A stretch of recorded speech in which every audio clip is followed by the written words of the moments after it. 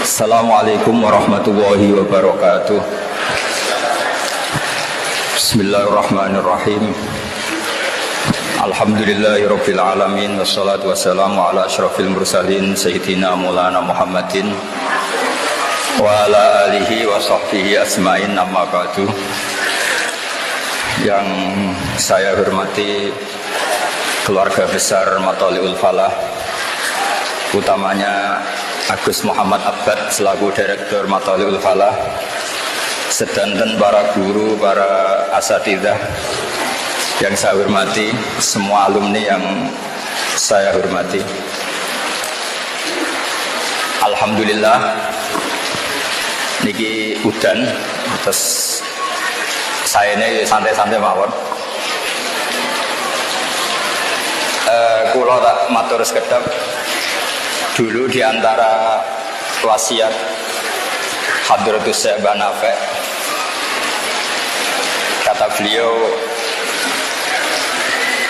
hak buat setahun pisan gue kadang-kadang yo ngisi teng matolek, kata beliau itu.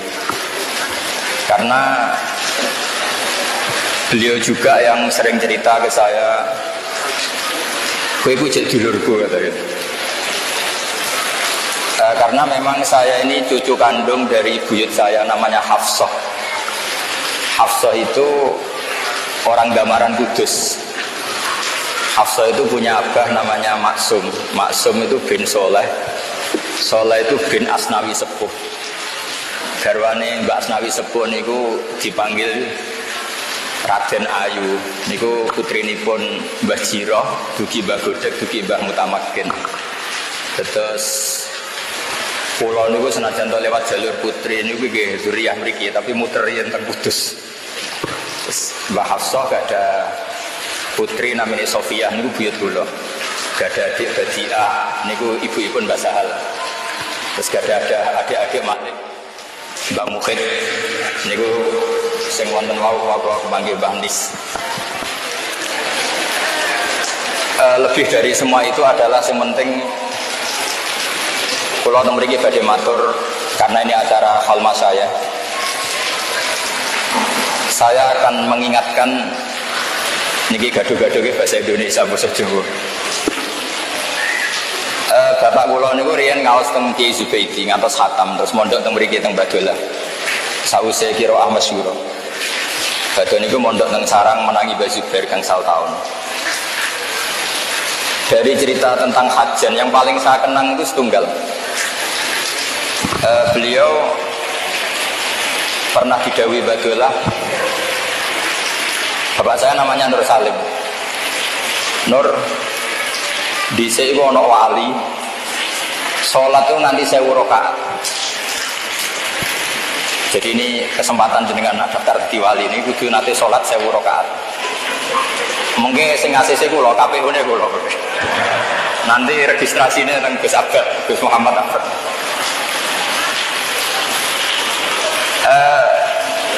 Kalau tangklet, kok kiat Pak? Kata Badolah jawab gini, yo sakjane itu niatnya mau orang rokaat, terus saking syukurnya sama Allah, sholat lagi karena mensyukuri sudah sholat 2 rakaat. Setelah mensyukuri 2 rakaat, setelah salam syukur lagi ditambahi 2 rakaat, syukur lagi, tahu-tahu sampai 1000 rakaat. Kalau imut sangat nasihati bapak itu. Jadi 1000 rakaat dari syukur. Isak kalau dalam bahasa tahu isak. Nah itu kalau saya ijazahkan ke jenengan itu mesti begini. 1000 rakaat dibagi sekian menit terus disiasati supaya cepat. Akhirnya kayak kasus tarawih di Blitar itu 7 menit selesai. Karena terus pikirannya 20 rakaat dibagi sekian berarti per rakaat sekian menit atau 0, sekian detik selesai dalam berapa? 7 menit. Maka ijazah ini kalau jenengan yang melakukan tetap tidak wali karena inginnya 1000 rakaat. Kemudian disiasati, mangan se, ngopi se, terus cari waktu yang tepat kemudian sholat. Itu beda dengan wali-wali dulu. Wali-wali dulu itu kalau sudah ibadah sama Allah, karena ini khalnya para wali termasuk utamanya pun Khalil Ahmad Mutamakin. Saya tahu banyak tentang beliau karena saya termasuk orang yang meyakini versi Mbah Mutamakin itu zuriyah dari Tuban. Ini ku Mbak Sari Bejagung. Jadi saya tahu banyak karena bapak saya itu keluarga Mbak Sari. Jadi saya tahu banyak Mbak Mutamakin itu sebelum saya sering ke kajen. Itu sholatnya orang-orang dulu itu saking nikmatinya itu kalau mau ngakhiri itu bingung. Sampai Sayyid Ali Zainal Abidin pernah sholat kemudian rumahnya terbakar gitu. Sampai saking ekstrimnya itu ada kayu gitu, kayu balok itu jatuh ke beliau. Itu ya tetap asik diteruskan sholat. Ketika ditanya, apa engkau gak merasakan itu? Kata beliau, saya sibuk menghadap Allah sehingga saya tidak terasa kalau sedang ada kebakaran. Sayyidina Umar radhiyallahu anhu itu pernah mengalami satu hal yang terkenal sekali, yaitu beliau ditusuk sama Abu Lulu Al-Majusi. Alat yang dipakai nusuk itu kira-kira ya seperti pedang tapi bermata kayak anjing. Jadi kalau sudah masuk, nariknya susah. Setiap dicoba ditarik itu sakitnya minta ampun. Tapi apa kata Sayyidina Umar? Gampang katanya. Nanti tarik ketika saya sholat. Beliau sholat sudah itu ditarik itu lam yataharrak, dia tidak gerak sama sekali karena nggak terasa. Nah, jenengan kita semua ini sholat nyamuk saja gegernya enggak. Jadi untuk daftar wali kayaknya kita masih jauh. Tapi ini pemanasan daftar Allah wali. Karena saya juga sudah daftar, tapi ya belum tahu ini sudah masuk belum, tidak tahu. Tapi kita boleh GR syukuran dulu, menang kalah sementing syukuran dulu. Jadi ini mas nanti yang semangat. Ya, jadi menang kalah syukuran dulu. Kenapa saya cerita bab wali? Nanti insya Allah saya akan membawa dua tema, yaitu Kitabul Wilayah dan Wilayatul Fikhi. Karena kita tahu kajian dulu, mulai dulu ya banyak yang ahli fikih, juga banyak yang masyhur bil wilayah. Dan saya termasuk orang yang diuntungkan lewat dua mazhab besar ini. Yang perlu diketahui begini, sebetulnya wali-wali dulu jadi wali itu tidak harus wiridannya banyak atau ibadahnya banyak, enggak. Tapi karena rasa, jauh. Abu Yazid Al-Bustami itu pernah punya murid itu min ahli ibadah. Dia tidak puasa. Kalau malam mesti jungkum. Setelah melakukan itu 40 tahun, tanya sama Abu Yazid, apa saya sudah wali? Kata Abu Yazid, belum. Kok bisa? Saya memang belum mengalami kasus, kata muridnya tadi. Ditanya, kenapa kok begitu? Kalau kamu mau saya ijazahi, nanti setelah itu pasti jadi wali. Terus, ya guru. Padahal ini ngaji ini 40 tahun, nggak pernah nggak puasa, nggak pernah nggak qiyamul lail. Setelah dijazahi kata gurunya gini, tapi kamu tidak akan kuat kata. Berapa? Satu saja, tapi kamu tidak akan kuat kata. Ya cobalah guru, nanti saya coba. Terus, kata si Abu Yazid gini, lucu ijazahnya. Kamu ke pasar, rambut kamu potong gundul ke pasar, kemudian kamu bawa beberapa makanan, terus perlombakan ke anak-anak kecil, siapa yang bisa banting kamu dikasih hadiah. Padahal dia gaya besar, makanya terus si murid tadi bilang subhanallah. Abu Yazid malah marah. Kau luka subhanallah syirkun, kamu mengatakan subhanallah itu syirkun, syirik gitu. Padahal Abu Yazid tidak wahabi, tapi ini bahasa dulu. Terus kata muridnya, kenapa aja? Li'annaka sabbahta nafsak wa 'azzamta nafsak. Karena kamu sebetulnya tidak pernah mensucikan Allah, tapi mensucikan diri kamu. Kamu merasa diri kamu itu nggak pantas melakukan itu. Terus kamu pura-pura soleh mengatakan subhanallah wa inna ma sabbahta nafsak. Kamu itu memuji diri kamu sendiri. Yaitu tidak pantas melakukan hal-hal seperti itu. Terus kata Abu Yazid Al-Bustami, ya gara-gara itu kamu tidak akan pernah jadi wali katanya. Artinya apa? Ternyata ibadahnya dia 40 tahun itu hanya ingin jadi cari prestasi, ingin jadi wali, ingin jadi orang top. Artinya tidak karena Allah. Makanya ini penting ya, mungkin ini ilmu yang sudah jarang dibicarakan, tapi kita akan ngomong terus betapa pentingnya ikhlas. Dulu Mbak Maksum Lasem itu dulu juga pernah ngaji di Mbak Maksum Damaran di buyut saya. Itu pernah pas pertama ngiyai itu amin wiridan, terus habis sholat wiridan. Terus ditanya sama temannya, Som, gue disini rata wiridan, dan saya wiridan. Perkara ini gue isem tuh didelok santri muagan, arah wiridan gak pantas. Terus kata beliau, iya pertama mergo isin, suwe-suwe lali. Lapas lali gue ikhlas. Makanya harus ada gerakan lali. Nah lali gue ikhlas. Makanya saya ini termasuk orang yang anti pidato umum, tapi ada pengecualian 2%, itu termasuk kajian sama Kudus, karena saya kalah sepuh. Jadi ini korban dibully ini sama Gus Mat, sama keluarga kajian. Saya itu diundang pengajian umum jarang mau, termasuk diundang UIN beberapa kali saya juga gak mau. Karena saya memang tadi sudah daftar jadi wali tadi, meskipun saya tidak tahu keterima apa enggak. Ini penting. Nah karena saya mulai kecil di sarang, dan fakih saya fakih ala Bazuber, karena sampai sekarang saya juga ngajar mahali sama anak-anak sarang. Saya ingin daftar wali lewat jalur fakih. Nah ini yang perlu saya bicarakan panjang lebar. Ini lebih ringan. Dalam kitab usul fikih yang dikarang Zakaria Al-Ansori namanya Lubul Usul, kemudian disarai Basahal namanya Thariqatul Usul. Itu beliau mengutip Zakaria Al-Ansori, kemudian dibenarkan semua syurah, semua penyarahnya. Jadi wali itu gampang. Yaitu ketika hukum fikih itu kan ada 5 kira-kira gitu ya, halal, haram, wajib, sunat, makruh. Makruh itu ikutkan mubah saja. Kata Syekh Zakaria Al-Ansori, beliau cerita begini, sebetulnya mubah itu tidak ada. Mubah itu tidak ada, karena yang dikatakan mubah itu boleh iya, boleh tidak. Jadi dilakukan ya gak dapat pahala, ditinggalkan juga gak mendapat apa? Dosa. Teori itu dikritik oleh beberapa ulama, alasannya ithma min mubahin illa wa yatahaqqaqu bihi tarku haramin ma. Fa'il jamu minasukun tarku qatli wa minasukut tarku hibah. Karena tidak ada sesuatu yang mubah kecuali saat itu pasti ada haram yang ditinggalkan. Orang tidur artinya dia tidak zina, tidak maling, tidak korupsi. Orang jagungan, misalnya saya guyon sama Mas Nadif, lumayan daripada dugem di kafe, mendingan jagungan sama Mas Nadif. Meskipun tadi ngomongnya saru-saru kata beliau tadi, katanya tapi saru cara kiai tapi gak saru cara orang awam.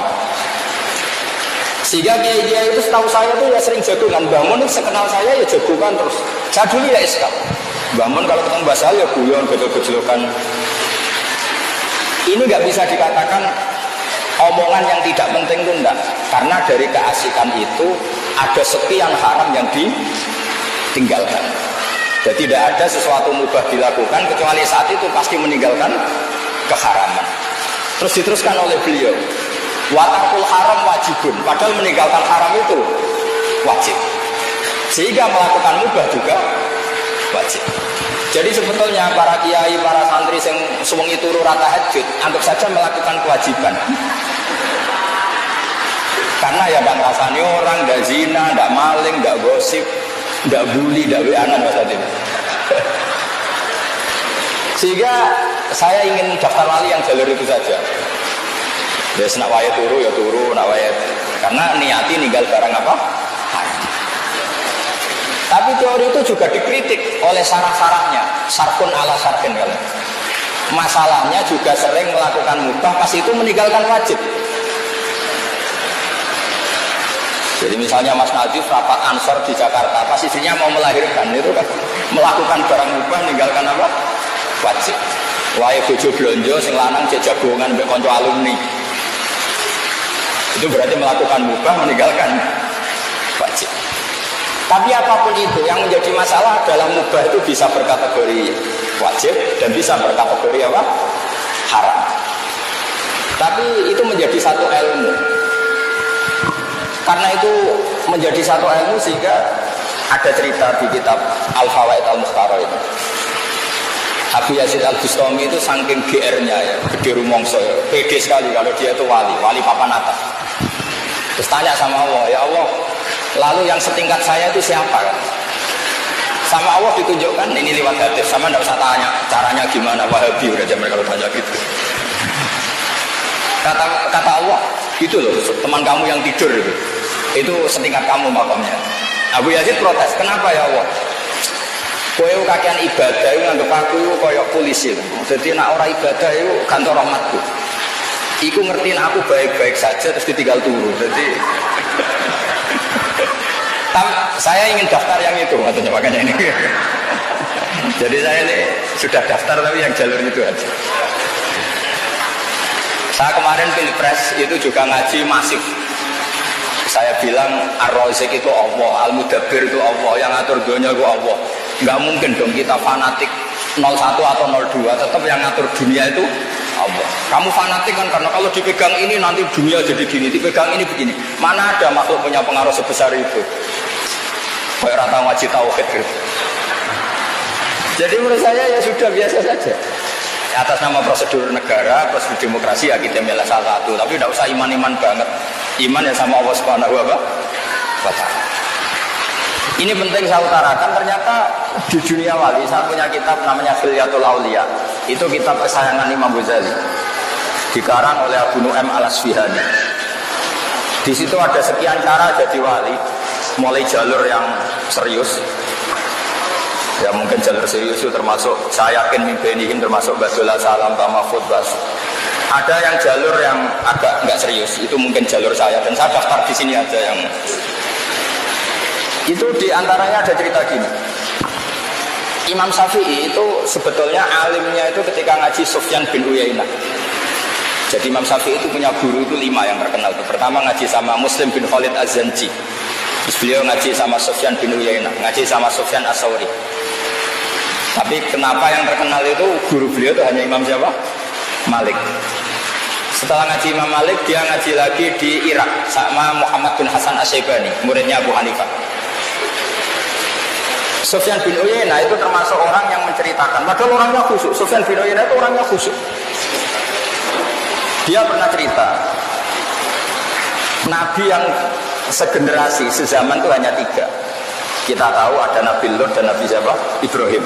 Tapi nggak level karena Nabi Lut itu pernah keponakan sama Nabi Ibrahim, seangkatan tapi nggak level. Sehingga nggak mungkin lah kalau ijtihadnya imbang itu nggak mungkin. Jadi yang satu muttabi, yang satu muttaba kira-kira gitu. Terus ada Musa dan Harun. Ini Harun juga nggak mungkin melawan Musa karena dia jadi Nabi itu atas proposalnya Nabi Musa. Sebenarnya Harun itu udah bakat Nabi. Tapi karena Nabi Musa itu alsat, pelat, beliau matur ke pangeran, Gusti saya ini pelat, harus ada jubir. Jadi bukan Mbak Lim yang punya jubir dulu, Nabi Musa juga punya jubir. Rabbi shrah li sadri wa yassir li amri wahlul 'uqdatam min lisani yafqahu qawli waj'alni waziran min ahli Haruna akhi. Ada sebagian ayat yang lebih jelas.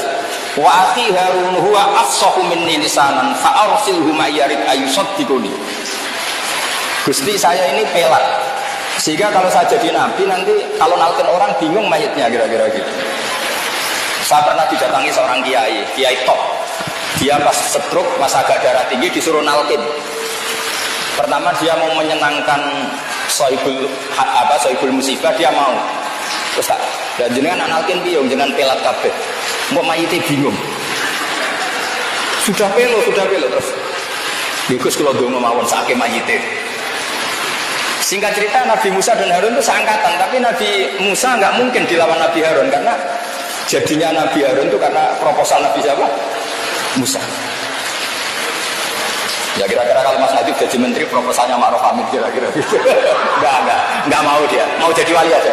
Ya jadi nanti tak daftarkan. Tapi yang lewat tadi amatir saja yang amatir. Siap amatir. Dulu itu lawan debat saya. Dulu kalau musyawarah fikih kajian wakilnya sarang saya. Karena saya hormat Mbak Sahal, dia kalau ngomong sekenanya tidak saya bantah. Makanya saya gedang sekarang ini ngomong saya pegang mic. Dulu gaya dia.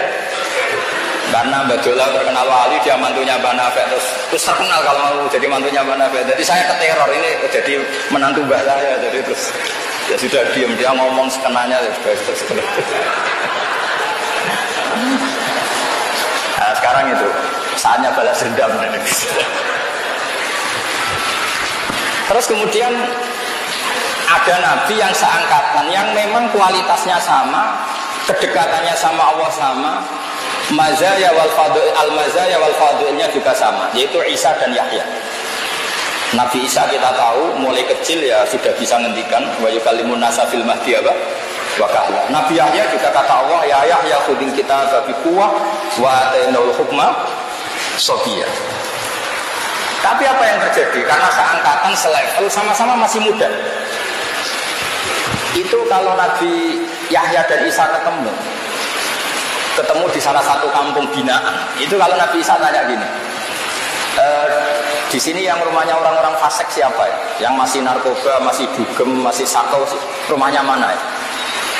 Kalau Nabi Yahya tanyanya enggak, di sini yang rumahnya Pak Yai, yang orang-orang soleh mana ya? Ini yang cerita Sufyan bin Uyainah dalam kitab Khilyatul Auliya atau Baqatul Asfiya. Sehingga saya jamin semua kitab semua cerita yang ada di Ihya tentang Manaqibul Akhyar itu Imam Ghazali ngambil dari kitab apa? Khilyatul Auliya. Sekitar 14 juz. Kalau di kitab saya ada 14 juz. Mungkin kalau di Mas Nadif hanya satu karena dia malas beli terus pakai apa itu? Maktabah Samilah. Gratis. Yes. Masalah itu menurut saya. Kalau saya enggak, kitab betul. Itu akhirnya dibukalah satu dialog.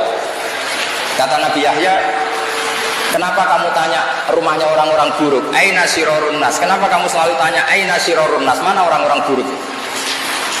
Nabi Isa enggak mau jawab, terus tanya. Lah kenapa juga kamu tanya aina khiyarun nas, di mana rumahnya orang-orang baik? Nabi Yahya jawab, ya enak lah ketemu orang-orang baik, itu nyaman, terus barokah, ya pokoknya enak lah ketemu orang-orang soleh itu enak. Terus apa jawabannya Nabi Isa? Ana nabiyun biman zilatit tabib udawil mardo. Jenenge nabi kayak dokter nggon golek daerah endemik penyakit. Dokter kok golek wong waras apa-apanan gitu. Kira-kira seperti itu. Makanya terus di NU banyak kiai jadab ya payu gitu kira-kira gitu. Mungkin Mas Nadif daftar gak? Jadi itu macam-macam. Makanya di NU itu ono kiai mau kancan nang fasik tok ya payu, kancan nang soleh tok ya payu, karena memang Nabi dawuh al ulama warasatul anbiya. Dan itu semua teks hadis uniknya tidak ada yang kata-kata al ulama warasati. Enggak ada. Tapi al ulama warasatul anbiya. Sehingga semua watak para nabi dulu itu terwakili oleh ulama-ulamanya Rasulullah Shallallahu Alaihi Wasallam. Sampai sebagian riwayat disebutkan ulama ummati ka'ambiya ibani Israel. Sebagian riwayat ka'rusuli bani Israel. Kita tahu ketika Asra Badrin, tawanan perang Badar, Rasulullah tanya, ini diapakan? Kata Abu Bakar, hum asyiratuka, itu keluarga kamu ya Rasulullah. Maafkan saja. Kalau terpaksa ya ambil fidah. Ambil tebusan, jangan bunuh, mereka keluarga kamu ya Rasulullah. Ketika tanya Umar ini diapakan, itu kan orang-orang yang ingin membunuh kamu, ingin mengusir kamu, sekarang ketangkep ya bunuh. Kok repot kata Umar. Apa kata Rasulullah? Masaluka ya Abu Bakrin ka masali Ibrahim itqala faman tabi'ani fa innahu minni wa man asani fa innaka ghafurur rahim. Wa masaluka ya Umar ka masalin Nuh itqala rabbi la tazar alal ardi minal kafirina daya. Nah saya nggak tahu yang Mas Nadib itu kayak Nabi siapa, itu saya belum tahu. Khidir ya? Apa Nabi Daniel? Jadi ini penting saya ceritakan supaya mana hijud dakwah. Nabi yang jadi raja juga banyak, Nabi Dawud, Nabi Sulaiman. Jadi kalau ada kiai jadi wakil presiden ya tidak aneh gitu. Dia biasa saja gitu. Nabi yang nggak suka uang, yang nggak ulama yang nggak suka uang juga nggak punya uang dulu ya. Banyak. Terus yang nggak jelas ya nggak kaya, nggak miskin ya banyak. Yang istrinya banyak ya nggak usah diteruskan, sensitif itu wilayahnya. Tapi yang penting saya utarakan di sini adalah khazanah ini tidak boleh hilang. Sehingga ketika Nabi Isa bilang ana nabiyun biman zilatit tabib udawil mardo, kita tahu zaman kita ngaji mardo itu jamaknya marid.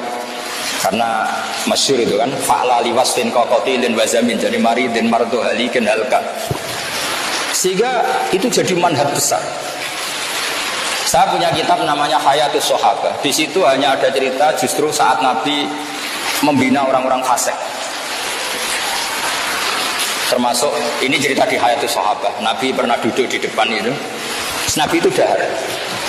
Nabi itu unik, kalau dahar memang dipertontonkan ke orang banyak. Dan daharnya itu tidak priayi. Cara ukuran priayi Arab itu tidak priayi. Ketika ada mumisah liwat, nggak usah diterjemah mumisah itu apa, karena ya sudah kira-kira sendiri maknanya. Muradifnya itu bahiyah. Kalau terjemahan Indonesia tidak tahu saya. Pokoknya mumisah itu ya mumisah itu bahiyah. Dulu kalau zaman Pak Harmoko bahasanya bagus, wanita harapan ya. Ya dulu kan pernah mau diperhalus dengan ketika lewat dikomentari gini, orang gitu kok ngaku nabi, yakulu kama yakulul abdu, dia makan nggak priayi kayak budak. Tapi apa kata Rasulullah? Oh iya, saya memang budak terbaik. Tentu maksudnya nabi itu budaknya Allah. Lalu salah saya apa lagi? Ya salah lah, makan nggak tawa-tawa gitu. Terus kata Nabi, ini ada di kitab Hayatus Sahabah di juz 1. Tapi di Maktabah Samil ada juznya ya. Repot. Terus kata Nabi, ya sini silahkan makan, tak kasih kan? Oh enggak saya maunya yang sudah kamu kunyah. Maunya yang sudah kamu kunyah. Sama Nabi dikasih, yang sudah dikunyah dikasih. Ya sudah ini makanan. Itu barokahnya riku Rasulillah. Di kitab itu disebut falam tarfus ba'dahu abadan.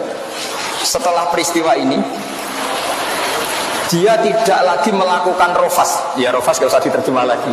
Padanannya itu kata bahasa Arab az-zina. Falam tarfus ba'dahu abadan atau ba'daha abadan. Ba'daha lil waqi'ah abadan.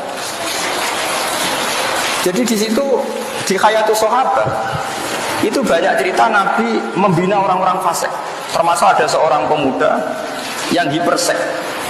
Ya Rasulullah, saya ini orang Arab, saya ini hiper. Saya mau masuk Islam syaratnya diberi izin zina. Karena itu gak mungkin, terus geger sahabat. Ketika Nabi dengar ada geger-geger, tanya itu ada apa? Itu ada pemuda mau masuk Islam tapi yastazinu fi zina. Dia harus dibolehkan zina. Makanya kita cegah untuk ketemu jenengan ya Rasulullah. Tapi kata Nabi, udnuh, pakai hak sakta, udnuh. Sudah gak apa-apa, suruh sini kan. Apa yang dilakukan Nabi itu luar biasa. Nabi pertama tanya gini, kamu pemuda yang yastazinu fi zina? Iya ya Rasulullah. Nabi itu bisa mencuci otak sampai seperti ini. Atau khibbuhu li ummik. Kowe seneng nak mbokmu didemeni wong-wong. Oh tak baca Gusti ana sing demeni mbok kula. Karena kelebihannya preman itu kan biasanya itu harga dirinya tinggi. Kowe seneng nak anakmu dadi demenane wong. Wah ya seneng ya Rasulullah. Atau khibbuhu li ummik, atau khibbuhu li bintik, atau khibbuhu li ammatik, atau khibbuhu li kholatik. Sama Nabi dibuli. Kamu bisa bayangkan ibu kamu di sini orang? Ya tidak bisa ya Rasul. Anak kamu, putri kamu tidak bisa. Bule kamu, bude kamu tidak bisa ya Rasul. Sampai dikejar gitu sama Rasulullah, ditatar begitu. Terus bilang gini, ya Rasulullah, tidak ada sesuatu yang saya benci kayak zina. Benar-benar biadab manusia. Itu hebatnya Rasulullah. Jadi kalau didik itu ringan. Dulu ketika Nabi pertama datang di Medina, itu orang Madinah itu abkhasun nasi kailan. Orang yang paling nggak jujur ketika jual beli. Tapi ketika Nabi datang, kemudian Nabi bikin satu logika fikih yang luar biasa. Yaitu dulu orang Madinah diantaranya itu kalau mau menjual kurma ya, kalau di Indonesia mungkin gajangan itu pelem, masih pentil sudah dijual, misalnya 2 juta. Padahal pentil tadi kan belum ada nilainya. Sehingga di fikih nggak boleh jual qoblal budui sholati ya, sebelum kelihatan jadi apa? Gajangan ya. Terus ketika Nabi, loh, kok sudah kamu jual apa? Kata Nabi. Ya jual pelem ya Rasulullah 2 juta. Lah yang di pohon itu apa? Ya pentil. Masa pentil 2 juta? Tapi nanti kan jadi pelem ya Rasulullah. Nanti kan jadi mangga ya Rasulullah. Terus Nabi membuat satu makalah yang luar biasa. Kata Nabi, Aro'aita in mana Allahu as-samra fadima yastakhilu ahadukum mala akhi. Umpama nanti ini gak jadi sampai mangga, gak jadi sampai pelem, lalu uang 2 juta itu atas nama apa? Kamu ngambil uang 2 juta itu atas nama apa? Katanya atas nama pelem, kan gak jadi pelem karena kena angin. Iya ya Rasulullah, ternyata kita zalim. Semenjak itu orang Medina gak ada yang seperti itu. Makanya di antara syarat seorang jadi nabi itu harus fatona, punya kemampuan argumentatif. Lah ini yang saya ngaji di mana-mana bilang, biasanya problemnya orang soleh itu kan nggak cerdas. Dulu nabi ya soleh ya cerdas, sehingga nabi itu nggak pernah kalah debat, meskipun sama orang Yahudi. Dulu yang namanya Imam Syafi'i, Imam Ahmad, ulama-ulama dulu itu nggak ada yang pernah kalah debat. Dan menangnya ini bukan menang abul-abulan, memang menjadikan orang itu insaf. Saya punya sekian cerita gini. Imam Syafi'i dulu tuh ya tidak pinter-pinter amat, yang namanya masih amatir. Itu dulu namanya kaya itu mantelnya bukan main, karena harta itu halal wa hisab wa haramuha iqab. Sehingga dia pengagum kiai miskin. Seneng baca kiai melarat tuh seneng. Marhaban orang yang bebas hisab, bebas hisab. Kalau kita kan melarat asli bukan pilihan. Jadi melarat itu ada yang diinginkan karena takut hisab, ada yang asli. Saya tidak tahu yang kena hisab itu yang asli apa yang enggak tahu saya.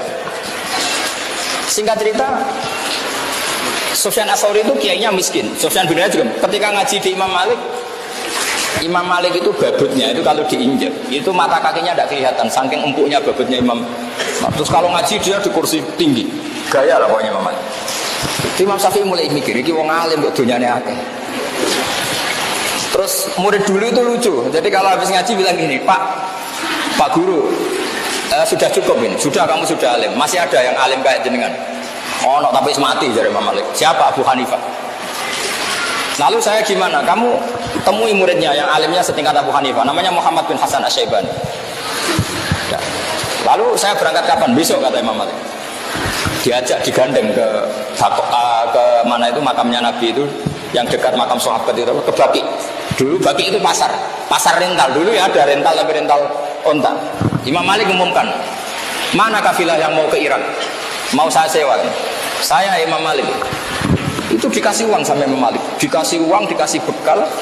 Terus saya kata Imam Syafi'i, hamalani sulrotan fi hadanandar. Pernah saya hitung sekitar hampir 50 juta lebih. Karena 1 dinar itu kan 4 gram ya.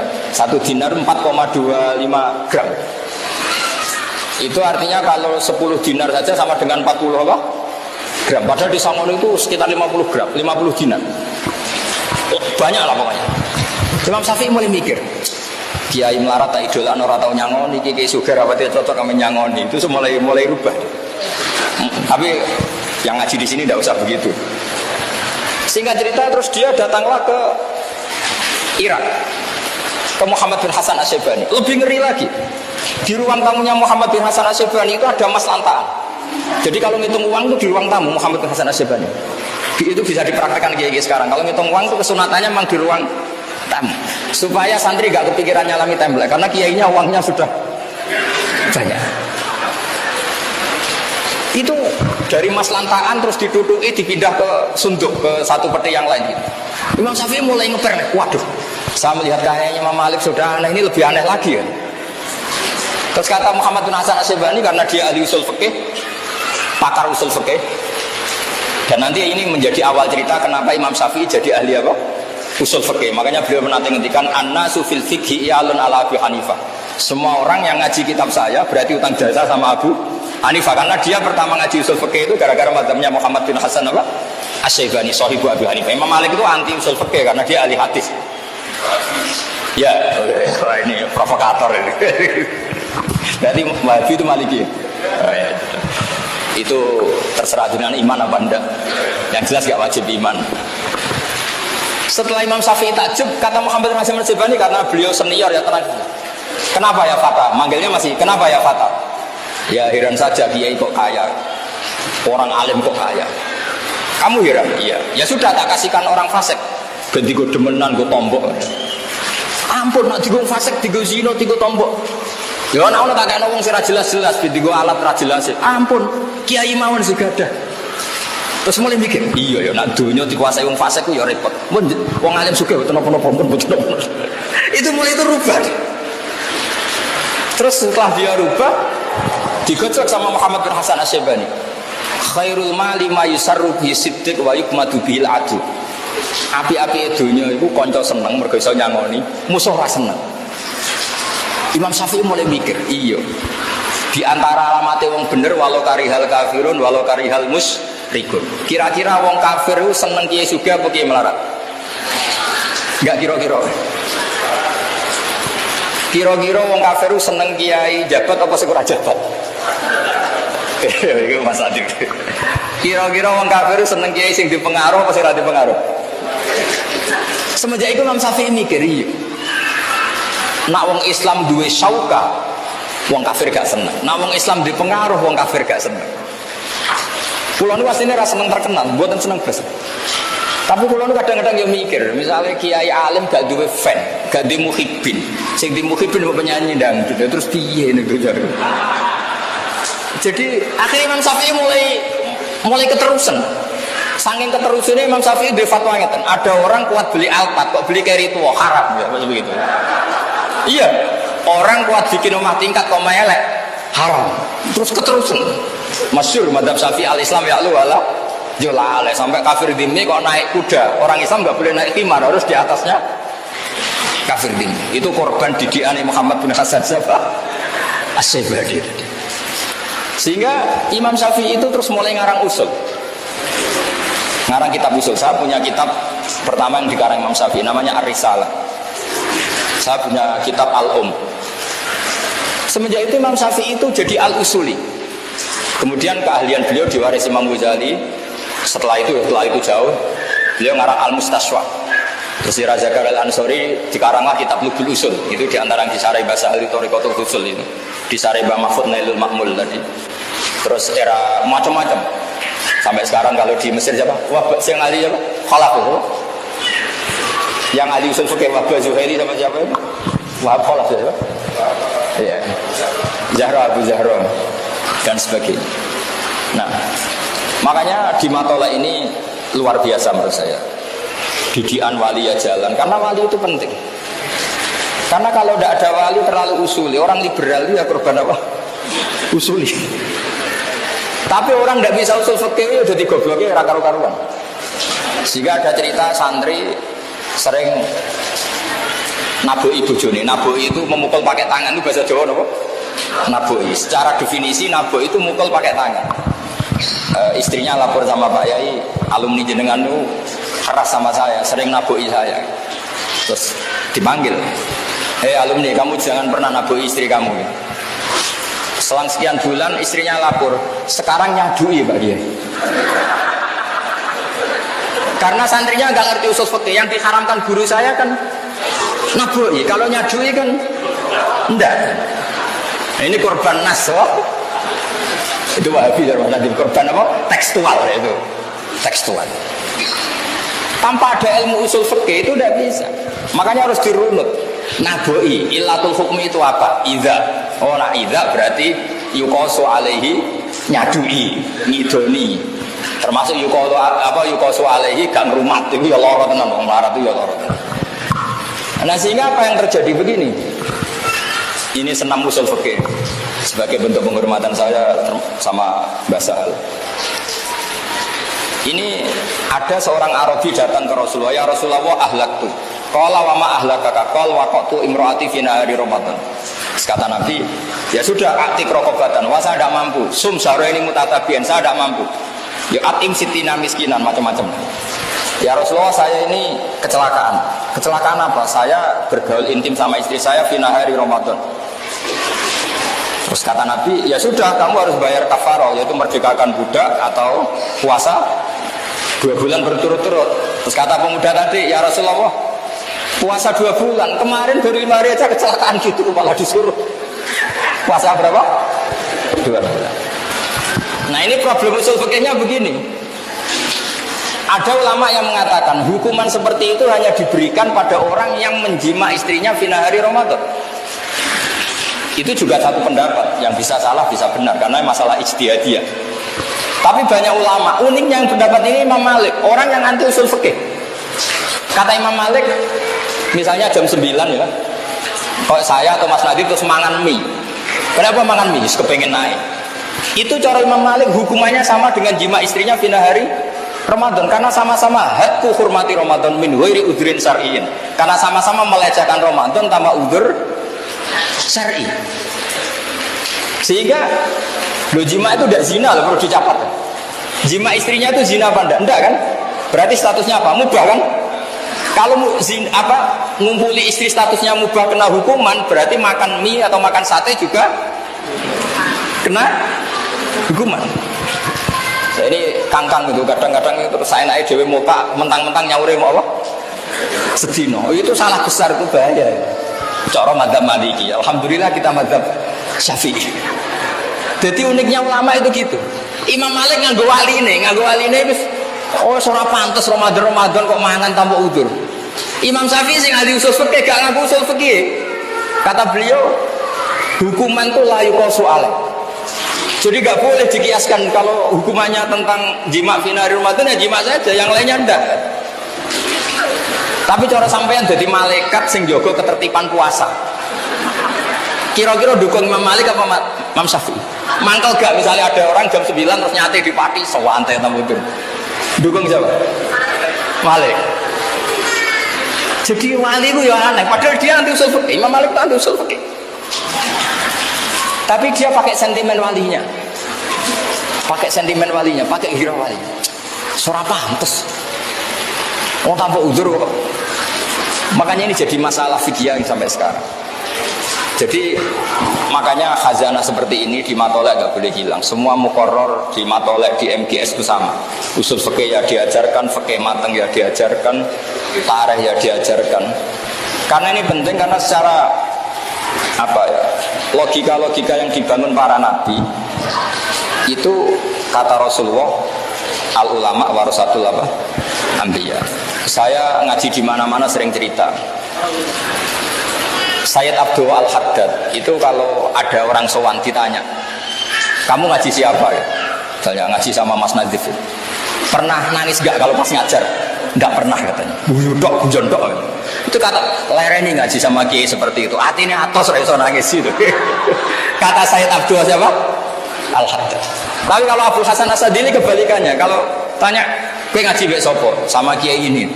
Kalau ngaji pernah guyu enggak pernah nangis terus. Lereni ngaji sama kiai seperti itu. Wong ora iso syukur. Itu masyhur. Nah, saya ya agak sadili dalam seperti itu. Karena itu adalah cerminan perdebatan Yahya dan Isa. Yahya itu orangnya happy. Isa itu panik. Digojol. Mali aroka abisan ka'annaka taqnatu min rahmatillah. Wong kamben merengut wae kaya wong putus asa saka rahmate Allah. Nabi Isa balik gojlok. Mali aroka aminan ka'annaka ta'manu min makrillah katanya. Jadi dua gojlokan besar ini tercermin di perilaku para kiai. Kita punya khazanah kiai kayak Mbak Arwani, kayak Mbak Dola, kayak Mbak Sahal. Asal alim loh syaratnya ya. Gak apa-apa nanti diteruskan kita punya khazanah Gus Nadim, gak apa-apa diteruskan asal sampean ikhlas. Kalau udah ikhlas ya gak apa-apa, ini kan demokrasi. Karena memang seperti itu. Wa annahu wa abhaka wa abka. Orang bisa tertawa ya karena kehendak Allah, orang bisa nangis ya karena kehendak Allah. Tentu para wali ini yang tahu mana guyu sing diridani Allah, mana nangis sing diridani Allah. Jangan sampai terjadi ad-dohku fi mahalil buka, al-buka fi mahalil dohki. Karena ini pelecehan terhadap takzim haibatu jalalillah. Sehingga banyak orang jadi wali itu ya karena cerianya. Bapak saya itu gak pernah gak guyon. Guru saya bangun ya gak pernah ada guyon. Pernah tak tanya, Pak kok sering guyon? Aku itu isin gak ambil pangeran. Sawangannya yang bumi ini gak pati ikhlas.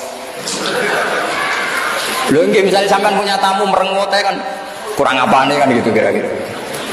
Ono zaman di kiai merengut kurang sowanane tapi kan terjadi repot gitu. Tapi nak guyon terus ngitung duit di ruang tamu apalagi duit politik kan tumpuan deh. Oh itu santri ini salam template saya ketemu yang mutarat tak kayak no taura. Kan terus jadi mantep serau saki aku duit akeh. Nah itu madhabnya siapa? Muhammad bin Hasan Asy'ari. Itu bisa ditiru. Jadi dia kalau ngitung emas dulu uang itu kan pakai dinar itu di kamar di ruang apa? Tamu. Ini penting saya utarakan sehingga kalau ada kiai-kiai yang suka syauka, suka pangkat, anggap saja semoga masuk walau karihal kafirun, walau karihal apa? Mujrim. Sayyid Qutb itu termasuk diantaranya ikut ikhwan dulu sebabnya itu ketika dia kuliah itu di barat dia menyaksikan ketika meninggalnya Presiden Ikhwan Hasan Al-Banna itu gereja-gereja itu do seneng. Terus dia berpikir alamatnya wong apik itu nak pas mati disenengi wong apa? Kafir. Berarti hidupnya beliau itu karihal kafir. Terus dia mulai tertarik. Meskipun saya tidak nyarankan sama ikut Ikhwan, saya sendiri juga gak setuju. Mau cerita saja, cerita. Jadi dulu itu makanya terus ini penting saya utarakan. Kalau mau daftar wali itu tolong keseimbangan fikih dijaga. Sekarang banyak orang daftar wali tapi tanpa keseimbangan apa? Fikih. Kenangan saya sama Mbah Sahal sebelum beliau wafat qabla sanaten min wafati itu saya sering ketemu beliau, sering sowan karena beliau memang sepupu mbah saya. Pernah bilang gini sama saya, "Hak, umpama pantes pondok-pondok tak sertifikat." Ini kata beliau. Kok sakit, Mbak? Lah anggere pondok-pondok sing kene gondrong ra iso ngaji jare diulang kali Joko yo NU. Terus terkenal wali sing mulang langsung kali Joko duwe unta kusuma yo NU. Engko kadang ya rapati salat iku ya afiliasine NU. Ape tak sertifikat. Angger gak mulang takrib ora kiai kata beliau gitu. Aku bilang gini loh, jenengan kan roh Islam kan tinggal bikin pelaturan. Aku kiai ra pantes kata beliau gitu. Artinya gini, resiko tradisi NU itu kan macam-macam. Kata Mbak Mun gini, kalau kata Mbak Mun lebih ekstrim lagi. Wali ku ra iso ngaji ora, wali ngono-ngono iku ra iso ngaji. Dadi nak bodoni konangan. Ini kata Mbak Mun. Kok sakit ya? Lah iya. Jumatan ning Indonesia setengah siji ditakoki, "Mbah kok ora Jumatan?" Aku wis Jumatan ning Mekah. Ada kata wis. Jumatan ning Mekah. Lah setengah siji ning Mekah jek setengah 10. Sudah sijek turu gara-gara. Jadi ku wali amatir, bodoni tapi ra ilmiah. Lah ya setengah siji bar Jumatan takoki, "Mbah kok mboten Jumatan, Mbah?" Aku wis Jumatan ning Mekah, Dong. Kata-katane wis. Kira-kira setengah siji di Mekah jam berapa? Setengah 8 ya? Itu sudah sih ngantuk. Tapi dia bilang, wis mestinya nak waline rodok pelajar win. Ora cong engko aku Jumatan ning Mekah rodok maju. Tapi wis kadung keliru munine wis. Mungkin enggak setengah 1 wis Jumatan ning Mekah? Enggak mungkin kan karena belum masuk waktu apa? Jumat. Karena kita terpaut berapa? 4 jam. Makanya ini penting saya utarakan sehingga tradisi hajen, karena dulu ya mas saya kajen banyak yang ngaji di sarang, juga beberapa mas saya sarang ngaji di kajen karena mulai dulu adat kiai itu silang-silang. Makanya ini harus kita jaga, fikih ya kita jaga, ilmu wali ya kita jaga. Nah, nasihat kedua dari Badola yang dikenang bapak itu begini, Nur, jadi wong pilihannya mau loro tok, jadi wali itu sering ngurungokno radio. Zaman itu memang informasi itu radio. Artinya nak rawali kudu banyak apa informasi. Nak wali kan nganggo insting karena pakai kasufnya. Makanya figur Imam Malik dan Imam Syafi'i ini jadi figur yang unik. Imam Syafi'i itu usuli, tapi kadang lebih usuli Imam Malik. Kayak tadi masalah hakku hormati Ramadan. Sama nggak bisa bilang gini, wajar Gus dihukum seperti itu karena jima itu seru, maka hukumannya berat. Loh ini jima istrinya statusnya kan mubah. Mubah apa enggak? Mubah, bahkan bisa saja sunat, bisa saja wajib kalau kamu takut zina. Kalau mubah kena hukuman berarti makan fina hari Ramadan yang min ghairi udhrin syar'iyyin juga harus kena hukuman. Jadi memang mazhab itu unik. Sehingga kita harus bangga dengan mazhabul arba'ah. Dulu saya pernah ditanya, Gus kalau orang-orang kampung pakai batu bata, materinya dari najis gimana? Ya gak apa-apa kata saya. Itu di MUIN dikritik sampai gak boleh dipakai karena majun bisirjin, kena teletong. Tapi cara Abu Hanifah madhabnya lucu. Abu Hanifah itu alat tuhara itu 3, alma wa turab wan nar. Alma wa turab wan nar. Tapi jangan wudu pakai api, nanti blidas kabeh. Alasannya Abu Hanifah, fa inna wa ta'ala tahharul mu'minin al-usad. Orang-orang mukmin yang dosa-dosa itu disucikan oleh Allah lewat neraka. Berarti neraka itu al-mutahhirah, an-nar itu. Sehingga botol yang dari sirjin karena sudah dibakar hukumnya suci. Tapi jangan teruskan tadi ya, misalnya junub gak dapat mak, dapat turab. Ya nggak usah diteruskan begitu. Ya untuk tadi untuk menghukumi sirjin saja Pak. Labina atau batu bata yang tercipta majun apa? Disirjin pakai telipang tadi. Jadi Madzhabul Arba ini khazanah. Lagi-lagi setelah diteliti, itu juga mirip-mirip apa yang dialami para nabi dulu. Makanya al-ulama warasatul anbiya. Jadi nabi-nabi dulu itu terwakili oleh akhwalnya para ulamanya Rasulullah Shallallahu Alaihi Wasallam. Bahkan termasuk min karomatul Ghazali adalah cerita ini ada di kitab Ithaf. Ada ulama besar itu mimpi Rasulullah ketemu Nabi Musa, ya hanya dengan Nabi Musa. Terus Rasulullah dengan gini, ulama umati ka'ambiya Bani Israel. Ulama umatku itu levelnya kayak nabi-nabi Bani Israel. Tentu Nabi Musa agak terima, masa iya? Yang bener aja ulama kok disamakan apa? Ambiya. Saya tidak tahu ulama yang mu'i apa yang itu tidak tahu. Pokoknya ulama apa? Ulama yang bisa baca Wahab, Mu'in. Kata Mbah Mun itu kiai itu ada dua. Ada kiai, ya kiai tenan. Ya jabat di Endo ya tetap kiai. Ada jabat karena dikiaikan karena jabat. Singkat cerita terus yang benar, iya kata Rasulullah.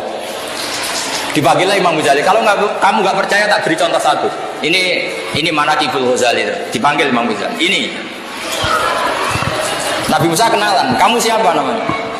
Imam Ghazali ya jawabnya. Ana Muhammad bin Muhammad bin Muhammad Al Ghazali Atusi Asyafi. Namanya beliau kan Muhammadnya 3. Ana Muhammad bin Muhammad bin Muhammad Al Ghazali Atusi Asyafi. Saya Muhammad bin Muhammad bin Muhammad Al Ghazali Asyafi Atusi. Terus kata Musa kecangkeman. Ditakoi jenenge panjang. Tapi kata Imam Ghazali, ya mendingan saya lah ditakoi jenengan makhluk jamnya saya panjang, lebih parah lagi jenengan. Kenapa? Sing takok pangeran kok jawabnya kepanjangan. Apa itu? Wa matil kabiyaminika ya Musa. Sing mbok gawa tangan-tanganem ku apa? Qala ya aso ya atawakkau 'alaiha wa husyu bi ala ghanami wa liya fiha ma'ribu ukhra. Niku ora sopan. Sing takoknya alam sirra wa akhfa kok jawabnya kepanjangan. Terus kata Nabi Musa, oke ya Rasulullah, ya ngono lah, iya pancen ulama pinter kira-kira gitu. Karena tadi jawab Imam Ghazali, ana Muhammad bin Muhammad Al Ghazali Atusi Asyafi'i. Ditakoki jeneng kok jawabnya kepanjangan. Ya lumayan kula timbang jenengan. Kok iso ya? Ketika Allah tanya jenengan, wa ma tilka biyaminika? Ya seharusnya kan jawab tongkat Gusti. Tapi jawabnya kan qala ya asoya atawakkau 'alaiha wa ahusyu biha ala ghanami wa liya fiha ma'aribu ukhra. Semenjak itu Nabi Musa oke lah ngaku. Yang lebih unik dari itu adalah Imam Nawawi itu delalah namanya itu Yahya Syarafuddin Yahya, digelari Abu Zakaria. Ku delalah ya ulama mulai cilik alim ya delalah rabi. Bukan karena gak payu, memang ditakdir gak rapi. Artinya mirip Nabi Yahya. Nabi Yahya itu kan ya alim mulai cilik diboten rapi. Umurnya genom kapundut, Imam Nawawi genom kapundut. Imam Nawawi kapundut 44. Makanya sedekah Rasulullah ketika ngendikan al ulama warasatul anbiya. Ini penting saya utarakan. Kemudian mungkin ini saya tidak bisa lama-lama selain sungkan ya, wedi ilmu entek macam-macam lah. Yang jelas kalau yang biasa aja sambutan lama-lama itu.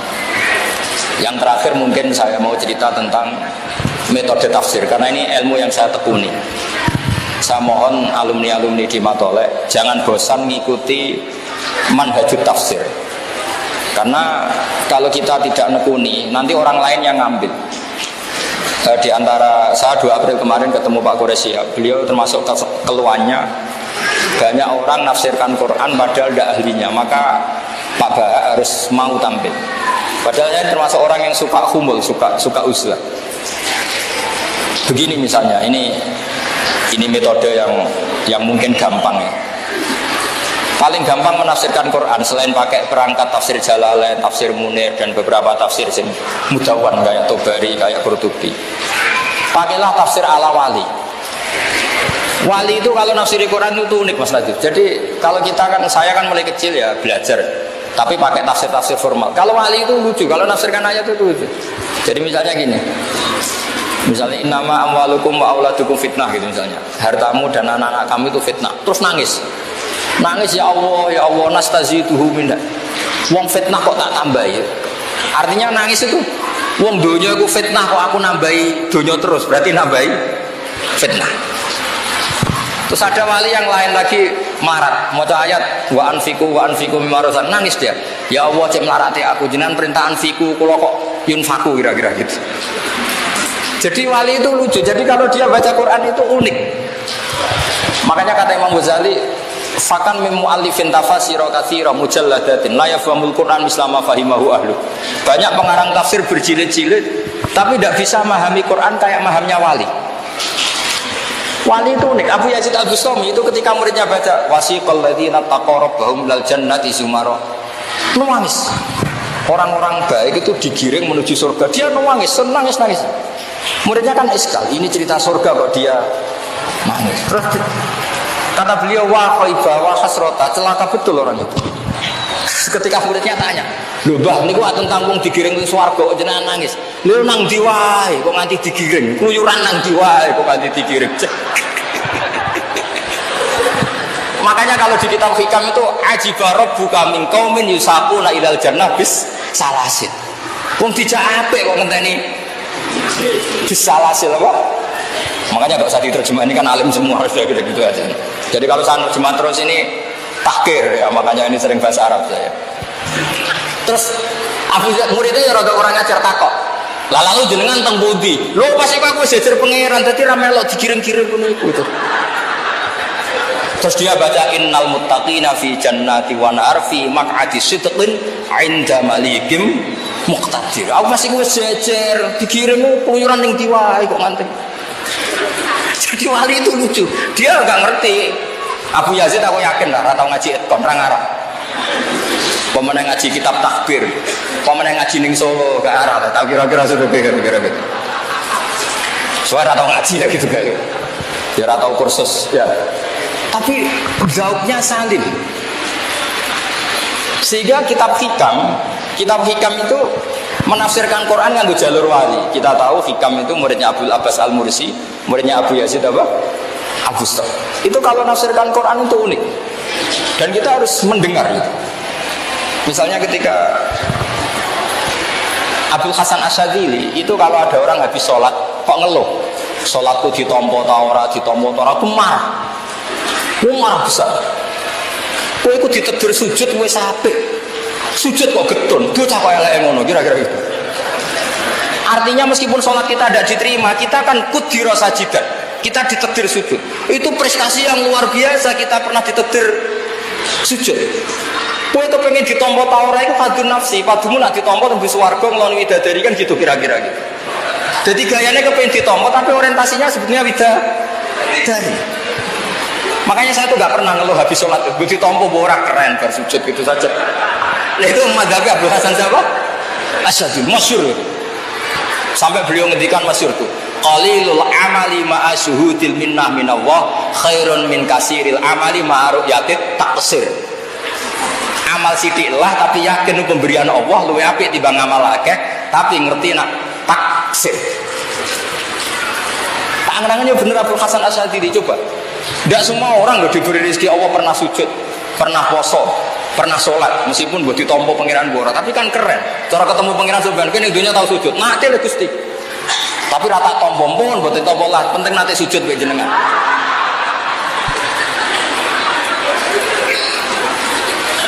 Makanya masyhur, nah itu oleh hikam diulang-ulang. Kafal amilina jazaan an radhiyakalaka ahlam, diulang-ulang. Cukup kamu sebagai orang pernah sholat, pernah saum, yang penting kita ditakdir ngelakoni. Kira rasa bakas ditompo ta ora, ditakdir pernah melakukan itu satu hal yang luar biasa. Kok tidak keren gimana? Kita pernah ngaji Wahab, ngaji Jalalain, khatam matolek, keren. Jadi kita orang serap penting. Sementing nak ono hadis tolabul ilmi fardhatun, pun tamat matolek. Wes golek ilmu fardu ain, pun nanti ra munggah barang kalau sholat. Jadi selesai aman. Kalau mulang gitu nonton, kalau ya ora ikhlas ta ora ya ora. Sementing nek ana hadis wong wajib mulang. Pun nate Gusti bolak-balik kalau mulang. Nah ini yang terakhir saya tutup kenangannya Mbak Nafek. Dulu Mbak Nafek itu mau di sarang disuruh ngajar, sama Mbak Dola disuruh boyong. Mongkon golek ilmu malah kon mulang gitu kan. Tapi uniknya Mbak Dola ketika beliau sudah di dalam, akhirnya Mbak Nafek itu disuruh ngajar. Ketika ya ada kiai lain yang nasihati, kula tapi wedi salah. Jawab kiai tadi, wedi salah koyo nabi wae. Orang Nabi salah biasa. Ini penting. Jadi sebetulnya orang nggak mulang takut salah itu keangkuhan. Berarti dia ingin ila darojatin nubuwah. Mulane kalau mulang tuh betul pede salah Allah orang Nabi wae. Nah itu madhabnya Abdul Hasan apa? Asyadzili. Jadi ini penting sekali. Jadi ya sudah pokoknya seperti itu. Ya, mohon maaf. Assalamualaikum warahmatullahi wabarakatuh.